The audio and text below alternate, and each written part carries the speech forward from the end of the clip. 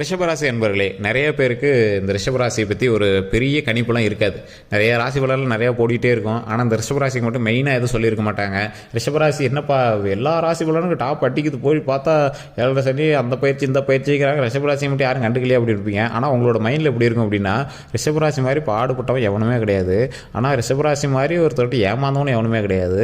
ரிஷபராசி மாதிரி நம்பி ஏமாந்து துரோகங்களை சந்திச்சவனும் எவனுமே கிடையாது. ஆனால் ரிஷபராசி பற்றி யாருமே பெருசாக பேச மாட்டேங்கிறாங்களே, அவங்களோட லைஃப்பை பற்றி பெருசாக கண்டுக்க மாட்டேங்கிறாங்களே, ஃபேமிலிலேயே இவங்கள ஒரு மனுஷனாக கூட பொருட்டாவே மதிக்கலையே, அவங்களோட நன்மைக்காகவே தானே பார்த்துட்டு இருக்காங்க, எல்லாமே செல்ஃபிஷாகவே தான் யோசிக்கிறாங்க அப்படின்னு யோசிச்சுட்டு இருக்கிற இந்த ரிஷபராசிக்கு இனி வரக்கூடிய காலங்கள் எப்படி இருக்க போகுது அப்படிங்கிறத தான் நம்ம வந்து பார்க்க போகிறோம். ரிஷபராசி பொறுத்த வரைக்கும் சொத்து விஷயத்துலையோ இல்லை இந்த மாதிரி பண விஷயத்துலையோலாம் இவங்க பெருசாக கண்டுக்கவே மாட்டாங்க. அது இருக்கட்டும், ஒரு பக்கம் இருக்கட்டும். நம்மளுக்கு தேவை மகிழ்ச்சி, மன மகிழ்ச்சி, சந்தோஷம். நம்ம ஃபேமிலி நம்ம சந்தோஷமாக இருக்கணும், ஃபேமிலி பிடிச்ச மாதிரி நம்ம நடந்துக்கணும் அப்படின்னு தான் இருப்பாங்க. இவங்களுக்கு இனி வரக்கூடிய காலங்களில் எப்படி இருக்க போகுது அப்படிங்கிறது தான் நம்ம வீடியோவில் நம்ம பார்க்க போகிறோம். ஸோ இதுக்கு முன்னாடி நம்ம சேனல் சப்ஸ்கிரைப் பண்ணாமல் தான் சப்ஸ்கிரைப் பண்ணிக்கோங்க, பக்கத்தில் பெல் பட்டன் மறக்காம ப்ரெஸ் பண்ணிக்கோங்க. அதே மாதிரி நம்ம ஃபேஸ்புக்கில் பார்த்துருக்கீங்க அப்படின்னா ஃபாலோ பண்ணிக்கோங்க, கண்டிப்பாக ஃபாலோ பண்ணிட்டு பாருங்கள். ஏன்னா இனி வரக்கூடிய காலங்களில் நீங்கள் என்ன பண்ணக்கூடாதுங்கிற அவ்வளோ தெளிவாக கொண்டு வர போகிறோம். ஸோ அதே மாதிரி நிறைய பேர் தனிப்படையான ஜோதிடம் பார்க்கணும் அப்படின்னு ஆசைப்பட்டீங்க. தனிப்படையான ஜோதிடம் பார்க்கணும் அப்படின்னு ஆசைப்படுறவங்களுக்கு கீழே டிஸ்கிரிப்ஷனில் நம்பர் கொடுத்துருக்கோம். பிரபல ஜோதிடனுடைய நம்பர் நிறைய அரசியல் பிரமுகர்களுக்கும் அதே மாதிரி ஆக்ட்ரஸுக்கும் பார்த்துருக்காரு. நிறைய பேர் வந்து கேட்டுருந்தீங்க எந்த பெரிய ஆக்ட்ரஸ்லாம் பார்த்துருக்காரு. கிட்டத்தட்ட 3-4 லாங்குவேஜில் ஜோதிடம் பார்க்குறாரு. நிறைய ஆக்ட்ரஸ் நீங்கள் நினச்சி பார்க்க முடியாத அளவுக்கு இருக்கக்கூடியவங்களாம் இப்போ சமீபத்தில் கூட ஒரு திரைப்படம் ரிலீஸ் ஆச்சு, பயங்கர ஹிட் கொடுத்த படம். அந்த படத்தினுடைய டைரக்டர் உட்பட, அந்த படத்தினுடைய ஆக்டர் உட்பட அவங்க எல்லாமே அப்படியே லிங்க் ஆகிடுறாங்க. ஒருத்தர் இப்போ வந்து பார்க்குறாங்க அப்படின்னா அப்படி அப்படியே ஜாயின் ஆகிடுறாங்க. ஸோ அவங்க எல்லாருமே பார்த்துருக்கக்கூடிய ஒரு மிகப்பெரிய ஜோதிடரோட நம்பர் தான் நான் கீழே கொடுத்துருக்கேன். ஜஸ்ட் கால் பண்ணி நீங்கள் ஃபோன் மூலமாக உங்களோட கன்சல்டிங் வந்து நீங்கள் புக் பண்ணிக்கலாம். ஓகே ஆச்சு அப்படின்னா நீங்கள் நேரில் போய் கூட உங்களோட விஷயங்கள் எல்லாமே நீங்கள் வந்து பார்த்துக்கலாம். சரி சார், இதெல்லாம் ஓகே. இப்போ ரிஷபராசியை பற்றி நம்ம வந்து தெரிஞ்சுக்கலாம். ரிஷபராசியை பொறுத்த வரைக்கும் இனி வரக்கூடிய காலகட்டங்கள் எப்படி இருக்கும், சென்ற காலகட்டங்கள் எப்படி இருந்துச்சு அப்படிங்கிற விஷயத்தை நம்ம வந்து பார்த்தலாம். 1 ஃபஸ்ட்டு பாயிண்ட் நம்பிக்கை துரோகம்.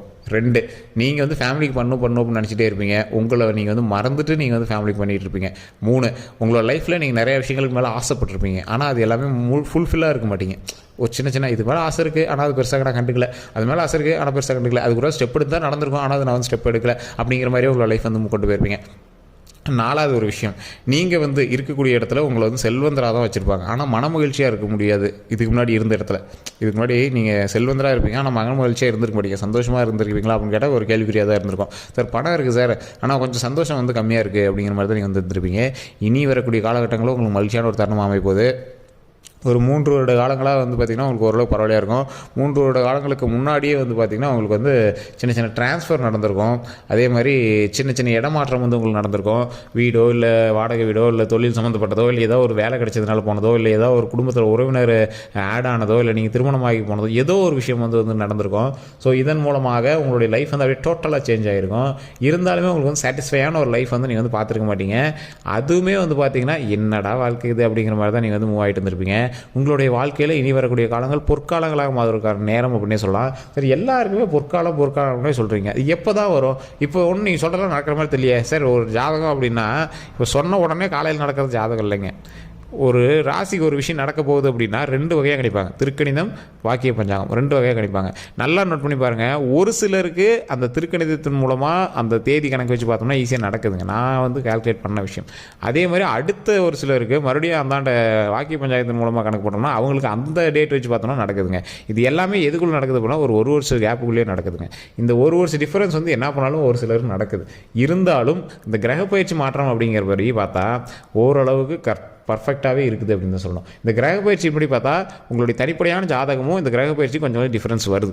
இப்போ நீங்கள் ஒரு எக்ஸாம்பிளுக்கு சனி பயிற்சி நடக்குது. சனி பயிற்சி நடக்கும்போது இந்த ராசிக்காரர்களுக்கு ரொம்ப அட்டி அப்படின்னு சொல்கிறாங்க பார்த்தீங்களா, ஆனால் கொஞ்சம் ஓரளவு பரவாயில்லையாகவே வந்துட்டுருக்கும். கரெக்டாக ஒரு வருஷம் கழிச்சு பார்த்தீங்கன்னா கொஞ்சம் அப்படியே ஆப்படிக்க ஆரம்பிக்கும். காரணம் என்ன அப்படின்னு பார்த்தீங்கன்னா அந்த டேட்டை பொறுத்து அந்த கால்குலேஷன் வந்து மாறி வரும்.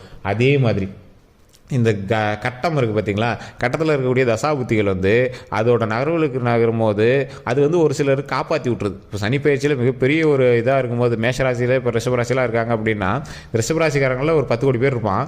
அது 10 கோடி பேரில் அத்தனை பேருக்கு ஒரு பயிற்சி நடக்குது அப்படின்னா அத்தனை பேருக்கு தான் 40 நடக்கணும். ஆனால் பாதி பேர் நல்லா இருப்பான். காரணம் என்ன அப்படின்னு பார்த்தீங்கன்னா எங்களுக்கு தசாபுத்தி வந்து காப்பாற்றி விட்டுருக்கும். ஏதோ ஒரு ஹை பீக்கில் போகும்போது கூட தசாபுத்தி வந்து காப்பாற்றி விட்ருக்கோம்.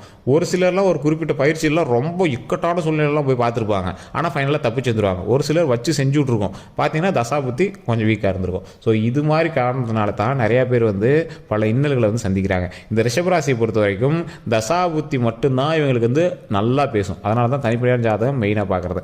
இப்போ ஓவராலாக பார்க்கும்போது ரிஷபராசியை பொறுத்த வரைக்கும் 70% பாதிப்பு கம்மி தான். ஸோ அதனால் நீங்கள் வந்து கவலைப்பட தேவையில்லை. 30% ஓரளவு கொஞ்சம் கொஞ்சம் சின்ன சின்ன இடையூறுகளும் சின்ன சின்ன தடங்கல்களும் இருக்கிறதுக்கான வாய்ப்புகள் இருக்குது. என்ன தான் தடங்கள் இருந்துச்சு அப்படின்னாலும் உங்களுடைய வெற்றி நடையை வந்து நீங்கள் போட்டு நீங்கள் வந்து மூவ் ஆகிறதுக்கான வாய்ப்புகள் அதிகமாகவே இருக்குது. அதுக்கு மீதி இருக்கிற 70% உங்களோட தசாபுத்தி வந்து உறுதுணையாக இருந்துச்சு அப்படின்னா 100% உங்களுக்கு ப்ராப்ளமே இல்லாத ஒரு லைஃப் அப்படின்னு தான் சொல்லணும். இன்னொன்று என்ன தெரியுமா சார், இன்னொரு 7 வருஷம் ஒரு 5 வருஷத்துக்குலாம் கரெக்டாக 7 வருஷம் இல்லைனா 5 வருஷம், இந்த 2.5 வருஷம் கேப் ஏன் அப்படின்னு சொல்கிறோம் பார்த்தீங்கன்னா, அதுக்குமே வந்து தசாபுத்தியினுடைய பயிற்சி கணக்கு வச்சு தான் கணக்கு போட முடியும். ஸோ இந்த காலகட்டங்களில் உங்களுக்கு ஒரு பெரிய இஷ்யூலாம் எதுவுமே கிடையாது. இந்த காலகட்டங்களில் நீங்கள் என்ன பண்ணுமோ அதை வந்து ரெடி பண்ணி வச்சுக்கிட்டு அடுத்து நாம் வந்து ஒரு பஞ்சம் வருது அப்படின்னா அந்த பஞ்சத்துக்கு முன்னாடி நம்ம தேவையான பொருட்கள்லாம் எடுத்து வச்சுக்கணும். அந்த பஞ்ச காலத்தில் இருக்கிறவனை வச்சு சமாளிச்சுட்டு அடுத்து அந்த பஞ்சம் முடிஞ்சோடனே மறுபடியும் அருமையான ஒரு வாழ்க்கை தொடரும், அருமையாக நிறைய வருமானம் அது இதுன்னு நிறைய கிடைக்கும். ஸோ அந்த டைமில் வந்து நம்ம பயன்படுத்திக்கணும். ஸோ அந்த மாதிரி அந்த பஞ்சகாலமே வந்து நம்மளுக்கு பஞ்சமாக தெரியாது. அந்த அளவுக்கு நம்மளோட வருமானமும் நம்மளோட மகிழ்ச்சியும் வந்து நீடிச்சு போயிட்டே இருக்கணும். அந்த மகிழ்ச்சியும் வருமானமும் நீடிச்சு மேலே உயர்ந்து வந்துகிட்டே இருக்கணும். ஸோ இது மாதிரி தான் வந்து நம்மளோட லைஃப் வந்து மூவ் பண்ணிட்டு போனோம். இதில் ரிஷபராசிக்கு ஒரு மிகப்பெரிய ஒரு பங்கு இருக்குது அப்படின்னு சொல்லலாம். ரிஷபராசி பொறுத்த வரைக்கும் முன்னாடி காலகட்டங்களில் நீங்கள் பார்த்த ஒரு விஷயம், அதாவது தொழில் ரீதியாகவும் சரி குடும்ப ரீதியாகவும் சரி நிறைய பிரச்சனைகளை வந்து சந்திச்ச நீங்கள் இனி வரக்கூடிய காலகட்டங்களில் ஓரளவுக்கு அது எல்லாமே சொல்யூஷனை சால்வ் பண்ணிக்கிங்க. இறுக்கி பிடிச்ச கழுத்து கொஞ்சம் ரிலாக்ஸ் பண்ணுற மாதிரி, ரொம்ப ரிலாக்ஸ்லாம் இருக்காது. இப்போவும் சொல்கிறேன், உடனே சார் இவ்வளோ பிரச்சனை இருந்தேன் நீங்கள் சரியாகும் சொன்னீங்க, அடுத்த நாளே சரியாகலை, அடுத்த மாதமே சரியாகலை அப்படின்னாலாம் ஃபுல்லாலாம் சரியாகாதுங்க. தெளிவாக சொல்கிறேன், கொஞ்சம் கொஞ்சமாக தான் ரிலாக்ஸ் ஆகும். உங்களுக்கே தெரிஞ்சிருக்கும் பழசை கம்பேர் பண்ணும்போது இப்போ ஓரளவு கொஞ்சம் பரவாயில்ல சார் அப்படின்னு தான் சொல்லுவீங்க. இது பொய்லாம் கிடையாது. நீங்கள் உண்மை பண்ண மறக்காம கமெண்ட்ஸில் பதிவுங்க. பழசை கம்பேர் பண்ணும்போது ஒரு 0.5 எனக்கு கொஞ்சம் பரவாயில்ல சார், வருமான ரீதியும் சரி ஃபேமிலி பிரச்சனையிலையும் சரி. ஆனால் என்ன பண்ணுறதுன்னா நடுவில் நம்மளை வந்து மைண்டை டைவர்ட் பண்ணுது சார். இதுதான் வேணும் அப்படின்னு ஃபைனல் பண்ணி நம்மளால் கேட்குற அளவுக்கு நம்மளுக்கு வந்து மைண்டு கிளியராக விட மாட்டாங்க சார் அப்படிங்கிறவங்கலாம் இனிமேல் கொஞ்சம் ரிலாக்ஸாக இருக்கும். அதே மாதிரி நிறைய பேர் வந்து சுயதொழில் பண்ணணும் அப்படின்னு ஆசைப்படுவீங்க. மற்றவங்களை நம்பி போய் இருக்க மாட்டீங்க. உங்களுக்கு நண்பர்கள் கூட்டம் அதிகம், ஆனால் உங்களுக்கு தெரிஞ்ச நண்பர்களை விட தெரியாத நண்பர்கள் தான் அதிகம். அதாவது நம்மளோட சின்ன வயசுலேருந்து பழகினவனை விட எங்கெங்கேயோ வந்து கான்டாக்ட்ஸ் கிடைக்கும். ஒரு சமூக வலைதளங்கள் மூலமாகவோ பக்கத்தில் இருக்கிறவங்களே உங்களுக்கு நீங்கள் எங்களோட ஃப்ரெண்டாக இருக்கீங்கன்னு மற்றவங்களுக்கே தெரியாது, ஆனால் நீங்கள் வந்து எல்லாத்துலேயும் ஃப்ரெண்டாக இருப்பீங்க. அந்த மாதிரி வந்து ஒரு வினோதமான ஒரு ராசி வந்து நீங்கள். ஆனால் எல்லாருக்கிட்டையுமே ஒரு ஈர்ப்பு வந்து உங்கள் மேலே இருக்கும். இந்த ரிஷபராசிக்காரங்க மேலே ஒரு ஈர்ப்பு இருக்கும். அவங்க அழகுனாலேயோ பேசுகிறதுனாலையோ கேரக்டர்னாலையோ ஏதோ ஒரு வகையில் உங்கள் மேலே ஒரு ஈர்ப்பு இருக்கும். ஸோ இந்த ஈர்ப்பின் காரணமாகவே உங்களுக்கு வந்து ஃப்ரெண்ட்ஸ் சர்க்கிளுமே வந்து அதிகமாகிட்டே இருக்கும்.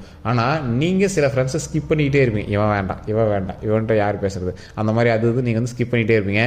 இருந்தாலும் உங்களுடைய ராசியை பொறுத்து உங்கள் மேலே நிறைய பேர் டென்ஷன் ஆகுவாங்க. நீங்கள் பேசுகிறது பிடிக்கல அப்படின்னு ஒரு சிலர் சொல்லுவாங்க. இது எல்லாத்தையுமே தாங்கிக்கிட்டு நீங்கள் வந்து அடுத்தடுத்து மூவ் ஆகி போயிட்டே இருப்பீங்க. நீங்கள் வந்து சக்ஸஸை நோக்கி நீங்கள் வந்து பயணிக்கிறத விட மகிழ்ச்சியை நோக்கி பயணிக்கக்கூடிய ஒரு உன்னதமான ராசி. பணம்லாம் 2வது பட்சம். நம்மளுக்கு வந்து மகிழ்ச்சி சந்தோஷம் தான் முக்கியம், நம்மளோட ஃபேமிலி சந்தோஷம் தான் முக்கியம், நம்மளோட ஃப்ரெண்ட்ஸ் சந்தோஷம் தான் முக்கியம் அப்படின்னு நிறைய துரோகத்தையே நீங்கள் வந்து சந்திச்சிருப்பீங்க. பரவாயில்ல பண்ணிட்டு போகிறான் அவனும் நல்லா இருக்கட்டும் அப்படின்னு தான் நீங்கள் வந்து உங்களோட லைஃப் மூவ் பண்ணிட்டு இருப்பீங்க. இவங்க எல்லாத்துக்குமே இனி வரக்கூடிய காலகட்டங்கள் நண்பர்களே உங்களை தேடி வருவாங்க. நண்பர்களே வந்து ஏற்கனவே தப்பு பண்ண நண்பர்களே சேர்த்திக்கோ அப்படின்னு வருவாங்க. அது உங்களுடைய மனசை பொறுத்து நீங்கள் எங்களை ஆட் பண்ணிக்காமல் இருக்கிறதும். நிறையா பேர் வந்து பார்த்திங்கன்னா உங்களுக்கு தொழில் சம்மந்தப்பட்ட விஷயத்தில் நிறைய விஷயங்களில் நீங்கள் வந்து லாஸ் ஆகிருப்பீங்க. அந்த லாஸ்க்கு அவங்க தான் காரணமாக இருப்பாங்க. இருந்தாலும் நீங்கள் எங்களுக்கு பெருசாக எடுத்துக்க மாட்டீங்க. அவங்க எல்லாமே உங்களோட ரிலேஷனில் இன்வெல் ஜாயின் ஆகி தான் இருப்பாங்க. குடும்ப பிரச்சனைகள் எல்லாமே ஓரளவுக்கு சரியாக ஆரம்பிக்கும். பண பரிவர்த்தனைகள் ஓரளவுக்கு சரியாக நடக்கும். டாக்குமெண்ட் விஷயத்தில் ரொம்ப கவனமாக இருக்கணும் அப்படிங்கிறது ஒரு காலகட்டம். அதேமாதிரி லேண்ட் சம்மந்தப்பட்ட விஷயங்களை அளக்கக்கூடியது, இந்த அளவு, இந்த டாக்குமெண்ட், பத்திரம், பட்டா, இந்த மாதிரி விஷயங்கள்லாம் ரொம்ப கவனமாக இருக்கக்கூடிய ஒரு காலகட்டம். கூட்டு தொழில் பண்ணுறீங்க அப்படின்னா அதில் ரொம்ப எச்சரிக்கையாக பண்ணக்கூடிய ஒரு நேரமாக இந்த நேரம் இருக்குது. கூட்டு தொழில் பண்ணும்போது தனிப்படியான ஜாதகம் பார்த்துக்கோங்க. அதுக்கு தகுந்த மாதிரி தான் நீங்கள் வந்து பார்த்துக்கணும். அதே மாதிரி திருமணம் ஆகாதவர்களுக்கு திருமணம் ஆகிறதுக்கான அதிகமான வாய்ப்புகள் அதிகமாகவே இருக்குது. குழந்தை இல்லாதவங்களுக்கு குழந்தைக்கு தரக்கூடிய ஒரு நேரமாக வந்து நேரம் அமைஞ்சிருக்குது. அதே மாதிரி திருமணம் வந்து தள்ளி போயிட்டுருக்கு சார். இப்போ வந்து ஏதோ ஒரு இடத்துல போய் திருமணத்துக்காக பார்த்துட்ருக்கோம், ஆனால் திருமணம் தள்ளி போயிட்டு அப்படிங்கிறீங்களா, தொழில் மாற்றம் ஏற்படும். உங்களுக்கு வந்து ட்ரான்ஸ்ஃபர் நடக்கும். அதற்கு தகுந்தாற் போல் உங்களுடைய திருமணத்தை வந்து நீங்களே தள்ளி போட்டு அப்படியே நீங்கள் வந்து மேரேஜ் பண்ணுறதுக்கு பார்த்துருப்பீங்க. திருமணம் தள்ளி போடாமல் நீங்கள் வந்து முன்னாடியே முடிக்கிறது ரொம்ப பரவாயில்ல. 2 பேருடைய ஜாதகத்தையும் பார்த்து திருமணம் வந்து பக்காவாக செட் ஆகுமா அப்படிங்கிறதெல்லாம் பார்த்துட்டு நீங்கள் வந்து திருமணத்தை வந்து ரெடி பண்ணுறது ரொம்ப பரவாயில்ல. தள்ளி போடாமல் இருக்கிறது ரொம்ப பரவாயில்ல திருமணத்தை பொறுத்த வரைக்கும். அதே மாதிரி குழந்தைக்கு தள்ளி போடாமல் இருக்கிறது ரொம்ப பரவாயில்ல. நிறைய பேர் மாடர்ன் லைஃப் அது இதுங்கிறதுனால அது இதுன்னு நினச்சிட்டு இருப்பாங்க. நீங்கள் வந்து இப்போ தள்ளி போடவே கூடாது. அந்த மாதிரி நீங்கள் வந்து மைண்டில் ஃபிக்ஸ் பண்ணிக்கோங்க. மற்றபடி நீங்கள் வந்து இறை வழிபாடு வழிபாடு பண்ணணும் அப்படின்னா துர்க்கை அம்மன் வழிபாடு கண்டிப்பாக தேவை.